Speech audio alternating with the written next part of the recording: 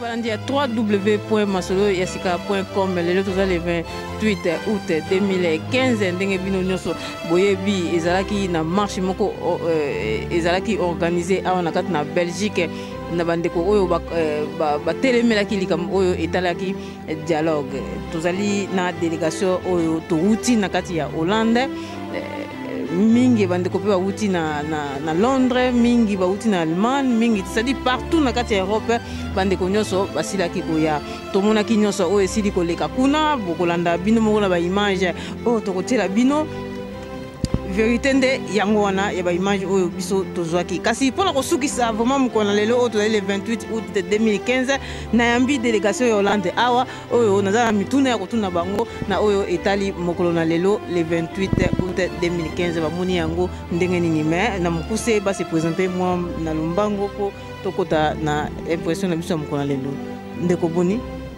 Mbote mama journaliste Pati Label c'est Kroko Aluozi mobondeli ya mboka na mboka Hollande ingeta mokonja fleuve ndeko koko mokolo lelo ozwi yango na lolenge boni bon mokolo ya lelo mwa ba energimene moko boye ba aventurier ba voyou ba chilombonize ba utaki bipai na bipai balinga ba ko chape mwa désordre mais bazwi ba mbata bakoko parce que mabele ya Congo ezali jeté. Donc bambata bazui bango moko place bazali en tout cas basambela nzambe ya bakoko po bakufite mais marche eleki bien population nyonso ezalaki wana eyaki monde entier bazalaki belé tolobi non au dialogue non au glissement non au troisième mandat ya Hippolyte Kanambe alias Joseph Kabila soki bolingi bolanda voix ya peuple la voix du peuple c'est la voix de Dieu bino mombo moni démonstration de force ba guerrier Hollande biso yo tozalaki wana to lumbelize ba oyo balingaki ba kosala mloyenge na bango bazui discipline na bango ingeta topesa maloba epa ya ndeko na biso mosusu papa Mbote Mbote mama vraiment nazali na esengo mingi ya lelo mpona kosolola na bino à propos ya likambo ya marche vraiment tosepeli marche eleki kitoko mais batu baye kobebisa na kati mais bazui pe lumbe na bango tomoni bango lisusu te eloko toza kosenga na peuple congolais tozala toujours uni moto moko takabola biso ingeta merci ndeko Cobra mokona lelo zwi yango boni moko ala ntuka ezali victoire mpona biso mpona bana Congo nyonso na oyo euti koleka lelo esengo mingi mpona nzambe aza kote na biso tokendaki koyebisa Pati Tshisekedi na mwa libota na ye ke Congo ezali mpona famille na bango te Congo ezali mpona tous les Congolais plus de 450 tini oyo na kata Congo ebimaki lelo mpona koloba ke toboyi dialogue na babomi ya Congo toboyi glissement toboyi kosangana ba oyo bazali koboma biso oyo bazali koviole bamama na biso oyo bazali kokomisa biso babola eteki na mboka na biso yali plus riche ya tout le monde yango tokende lelo kolakisa bango ke biso tozali uni congolais azali uni aboyi dialogue na bapaya fo babima mboka biso batika bango na biso kimia mais ezalaki na mwa groupe moko ya moke oyo tolobaka toujours ke mwa baluba moko ya mike oyo bazali kutu na qualité ya baluba te kobenga baluba kutu te baza bana oyo barwandais baboti na bakatange na bakasayen na balumbashien bana wana mike bakoli wana bakunda biso nde na bachaque fois ke bazolo balangue na biso bazali ko biso baza ya biso te bango bayaki kotia mwa mobulu donc baye bamoni bien ke mboka esanganaki bango bayaki kolakisa ke bango bazali Tshisekedi il faut pas défendre le dialogue mais heureusement tant que biso okomi wana bapetit na so mike oyo babotami awa oyo bakolaka oyo bakoli awa bana ba 19 ans 18 ans basalaki na mosala na bango tant biso okomi retard tant tomoni basi balali na mabele bango si bango susu ezalaki te mpona mbila asa komaki wana mbila sekomaki wana tosi bango susu ezalaki te babetami na ndenge ya kosakana te yango oyo wana ezali lokola première leçon donc bana lelo politique ya Tshisekedi na famille na ye mama Marthe na oyo mwana bango Chilombo politique na bango lelo to intérêt yango ekufi donc kombo ya Tshisekedi na mama Marthe na Chilombo na kata komba na biso ezali susu te totie baluba nyonso te mwa famille wana mwa moke wana bango tolobi ke mpona bango to intérêt bango lelo komba na biso tozwi da victoire pas lelo yaki mokolo ya kokanga masolo tu oyo efrena komba na biso plus de 55 ans Congo ezoni okoma 30 ans ya Tshisekedi mpona kodétruire Congo lelo masolo yaki fin yango tosise masolo yango te biso ke ingeta eloko moko kobanga ezalaki victoire na bana Congo et c'est pesa biso lobi kanambe azokanga bisaka azokende soka okende te akomona bafasi tobisa chaque fois akomona biso na misu mukona na bilia ko bikoki ingeta tokopesa maloba na papa na biso oyo moko ako se présenter pe aloba ndenge nini azui moko na lelo. Merci mingi maman Pati la Belle nga komona ngai de la paix. En tout cas, tu as qui le lot à la Belgique parce que tu veux combattre le système contre dialogue. Donc, dialogue, on ne peut pas dialoguer avec quelqu'un qui est fini, qui est à la fin de son mandat. Donc, il doit partir. Donc, tu dois négocier dans le bon, bateau va combattre. Donc, déjà, donc, moi je soutiens. Il dit à papa Etienne Tshisekedi. Hier, les Congolais, prenez-vous en charge. C'est comme si donc tu se prends dans la charge de ce qu'on tu comment le système il y a dialogue. Donc, hier, Koutouangani, donc il ne parle plus. Afin de faire une calme. Donc, à son ma santé mais groupe wana basali wana donc il faut combattre ba combattant ba congolais en général mais ba kutaina ba jeunes congolais ba sisi bango donc souffle c'est donc non au dialogue avec les canambistes non au dialogue même ezala pona donc na présence ya communauté internationale to lingi ngote parce que ceux qui battent donc ba conscient na 2011 ba qui promis que donc ceux qui bakila l'élection na Kanambe ceux qui prêtent dans Zui va soutenir mais si que donc tout ça donc il va se poser question si réellement communauté internationale donc pour le peuple congolais donc c'est ça en bref. Merci beaucoup. Tokopesa maloba na ndeko so mususu soko zali nalika maloba pour mko na lelo. Merci maman Pati la Belle mingi ya lobe été mais na onye sociaux les gars ezali passe mingi pona bandeko na biso oyo bazobundela mboka na ngambo wana mususu biso tozala biso de telemi pour le telemi lelo pamba te santé zali bien te mais il fallait tout participer na makambo joleka tozali na ba makambo pe fait tout ça lelo mais to bomaki ba moment wana pour tout participer na mambo eleka na mboka ba oyo eleka na mboka ba yansi bandeko mususu ba été pour eza passe mingi to lingi kimeza na kata mboka na to lingi te bandeko ba na kata mboka na biso to bi passe oyo bazomona yango pour te tindara chaque mois. Tu bimisara chaque mois pendant yali ke kendaka. Ne to zala boyeza te ke to bimisara te mais chaque mois to zara associé bande ko na biso to tindara chaque mois. To lingi ke mikolango nyoso pe oyo biso to tindara na esa te to sa pe ke diminuer moi moké. Pour diminuer ndenge nini po ba Rwanda ba vandi biso na moto mboka. Yango moi diminuer zate to zara toujours ko tourner par citation na ba situation nyoso ile ka mboka na biso. Bandeko bana mpanzi wana baza na souci ya mboka ba poussa mpanzi na biso poto kende liboso. Merci. Ok, merci Nabino Nyoso.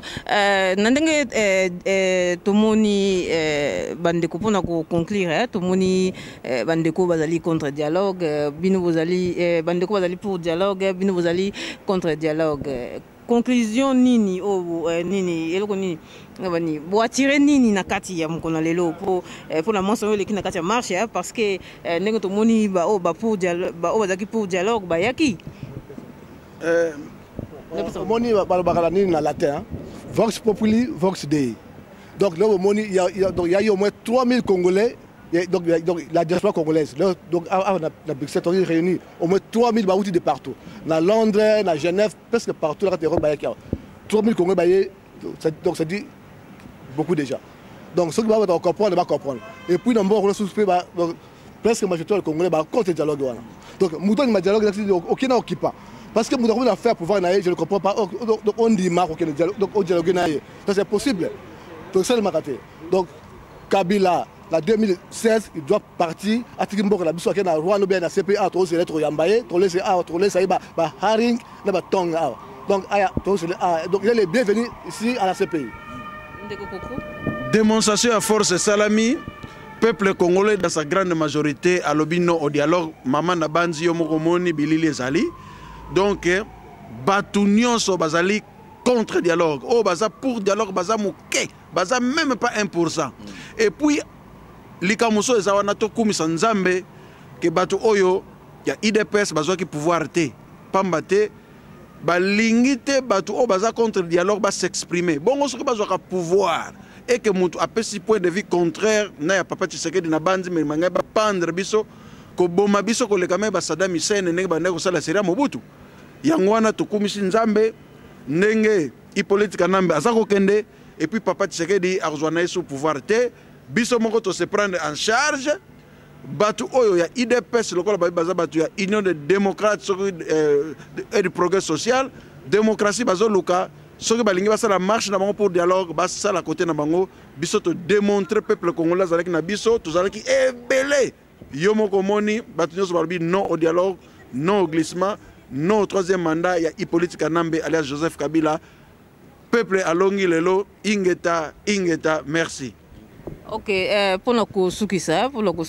vraiment to umeli mukona lelo libanda pour la kusukisa journée lelo ndenge na uteka koloba na koloba lisusu nini ndenge uti koloba ke prenez-vous en charge. Prenez-vous en charge au Tukoloba wana c'est-à-dire ezali koloba ete à partir lelo boko soutenir sous ta parti politique moko te ou na nord sud est ya mboka la biso Congo boko soutenir sous te to desitiwaki papa Etienne Tshisekedi et puis to kundi lelo donc politique na c'est fini biso moko siko to se prendre en charge donc biso nengo moni ba guerrier oyo toza ba gendarme ya peuple to défendre peuple congolais to kozala toujours pour les intérêts du peuple congolais. Tozali sima ya Congo, tozali sima ya mutu te ingeta. Et puis politique wana ya chauve-souris. Na moi osa opposer la butu ya mbongo na pouvoir. Donc to be système ya accompagnement boy. Et puis de deux ans le lokoko boy. Ba même donc ba jeune ya IDPS. O ba wotu na pota. C'est grave. Ba comprendre que démocratie zanine. Ceux qui bato donc ba contre dialogue donc ba c'est marche na bango. Ils sont libres de faire leur marche. Ba pas savoir bango. Donc, les autres, donc, il y a un système de pouvoir de chauve-souris, donc il est atterré avec son système, avec le tribalisme, il est atterré. Souvenez-vous encore, il y a des personnes, et bien là, il y a des professeurs qui ont un côté tribal, tout le monde, tout le monde, donc, moi, je vais bientôt à Longwe. Donc, système de côté tribal, il y a un système de chauve-souris, il y a un donc, batterie en Belgique, c'est fini pour lui, donc sa politique est finie, politique hypocrite, il a accompagné pour pouvoir place. Il a accompagné Mobutu depuis 32 ans. Afin d'un père raillé, Mobutu tire à 32 ans à accompagner le pouvoir. Même chose, même politique, il a distraire le bateau. Donc il profite derrière les mots démocratie pour distraire les gens. Or, à vrai dire, il n'est pas un démocrate. Donc c'est ça en bref ce que je veux dire. Ok, namoni ce que vous avez dit comme bakisa suka pour tout succès mon colonel. Pour na ko bakisa kaka et là qu'on a regretté qu'il fallait placer Chimanga là qui wana et ça n'est Rex Kasadi. Rex Kasadi yo benga ki batuke to boya okutanda biso na nzela moko ko beta.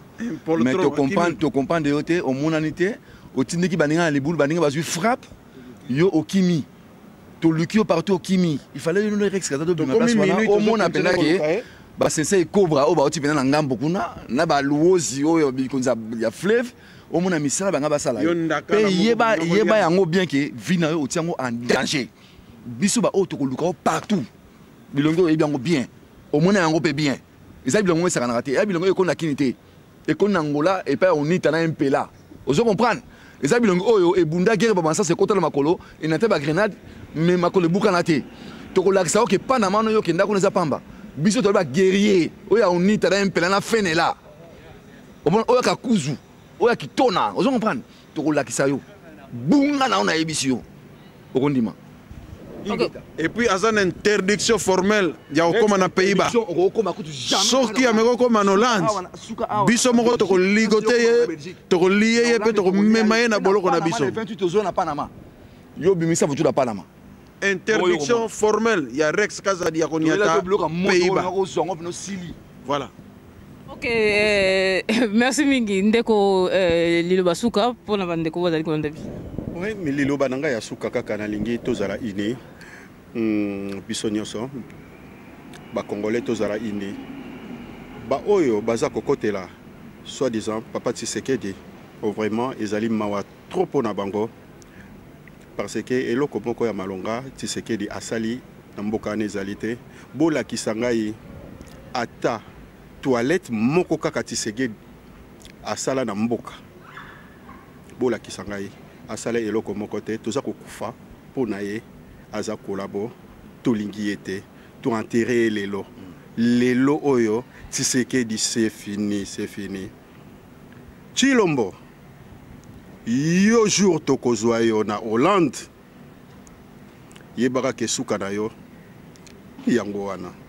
ingeta. Ok, donc moni combattant Goliath aussi et pas azalaki na biso elongo okoloba liloba nini na manso aussi koleka mokona lelo. Merci maman partie la belle na bandi bande kono basi koloba déjà. Donc ceci dans ezalaki que to passer journée à lelo ou le 28 to moni ke banguna ya mboka lokola Rex Kazadi pe bana ya Tshisekedi bayaki po ameka biso kasi bomoni nde to beti bango nyonso. Donc na ebité soki siko santé la mwanza ndeli na hôpital Rex Kazadi akimi yem ndaki na mapomba mais biso tozalaki na mabiloko mosusu kwa tolingaki tosukisa ye mais akimi mais to interdit ye ayaka su na mboka na biso Hollande te moko tokomona ye ezali lwa mpo na ye. Donc IDPS vraiment toyebi yango su ana Hollande te donc baluka moyen na bango tozwa badécision tokosola entre bacombattant mpo to interdit parti politique wana mpo tomoni bozoba oyo basali biso lelo donc marato peut-être IDPS bapapa ya kala bapapa mosusu baali oyo balongwa banani bango nde bakoki kosolola na biso mais bagene oyo bakoti wana oyo balukela biso trouble biso tutu oyo bagene mais bamoni bango moko soki tobai tobomaka so tonga tobare lelo mais toyokeli ye mawa bon na banzi abimba makila ya miso banini ye moko akoyeba ndenge asalaki na hôpital mais yo Rex vraiment nazoyokeli mawa mingi mpo oza deja motu to na liste liwa tokolakisa yo biso tosotoa banani loba na kini boyebake Rex asuki lelo yaki jour na suka makimi donc maman partie la belle merci à ton accompagner biso la nzela mulayi biso nyonso awa bapomba pour la Luka Rex vraiment merci courage à makasi. Ok, merci na bino nyonso la pona bande ko bazali kolanda biso vraiment ba combattant bazana kanda vraiment ezalaki juku ya lelo makanda mutu akufa mais bokolanda image bino moko po biso tozawana po tolobaka bino bolandaka biso. Merci to ceux qui pona mokona lelo pe na kolobakisa susu la seule journaliste est haute na kata Hollande ma partie la belle